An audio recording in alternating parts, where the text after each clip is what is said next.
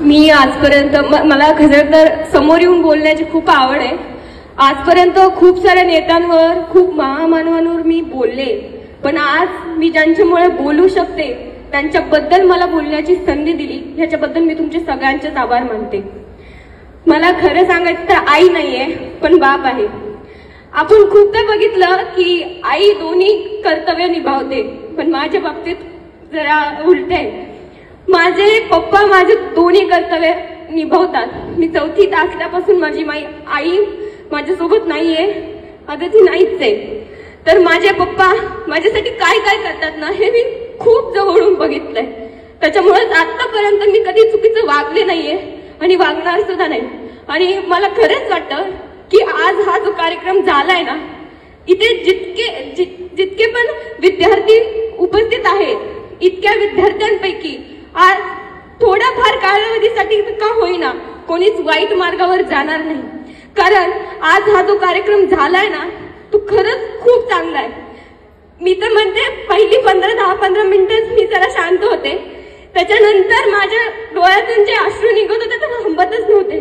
कारण सर जे काय बोलत होते ते एक्झॅक्टली तसंच झालंय माझ्यासोबत. माझे पप्पा टेलरिंगचं काम करतात, आमचे दुकान आहे 2 टेलरिंगचे. तर सर तुम्ही ते टाचाचं सांगितलं, माझे पप्पा दिवसभर उभे असतात आणि खरंच माझ्या पप्पांच्या टाचा मी बघितल्या की इतक्या कठीण झालेल्या त्या, त्याला हात लावला तरी त्याच्यात कुठला सॉफ्टनेस नाहीये. आणि माझे पाय बघते, माझ्या पायाला एक सुद्धा स्क्रॅच नाहीये. ह्याच्यावरूनच कळतं मला की माझ्या पप्पांचं माझ्यावर किती प्रेम आहे आणि ते माझ्यासाठी किती करतात. आणि आज हा कार्यक्रमामुळे खरंच मला त्याची ओळख झाली. आईची तर म्हणजे किंमत आहे मला, पण काय करू, आईचं प्रेम कधी मिळालंच नाही मला. पण ना, मला त्याचं दुःख नाहीये, कारण माझ्या पप्पांनी मला कधीच माझ्या आईची आठवण नाही येऊ दिली. आणि ह्याच्यासाठी मी त्यांचे आयुष्यभर ऋणी राहीन. आणि ह्याच कारणामुळे मी कधी सुद्धा त्यांना मान खाली घालून घ्यायची वेळ नाही होऊ देणार. भले मी शिकेल नाही शिकेल, आय डोंट नो की फ्युचरमध्ये माझं काय होणार आहे. कोणी सांगितलंय की उद्या काय होणार आहे तुमच्यासोबत, पण स्वतःहून कधीच मी स्वतःच्या पायावरती कुऱ्हाड नाही मारून घेणार आणि माझ्या पप्पांना कधीच मान खाली नाही घालू देणार. माझी आज ओळख सचिन बोराडे यांची मुलगी म्हणून आमच्या गावात आहे, बोराड्याची मुलगी म्हणून. पण मला विश्वास आहे की वैष्णवी ही बोराड्यांची मुलगी आहे अशी ओळख मी नक्की निर्माण करेन. आणि मला शिक्षणाची आवड आहे, मला बोलण्याची आवड आहे आणि याचाच माझ्या पप्पांना खूप अभिमान आहे.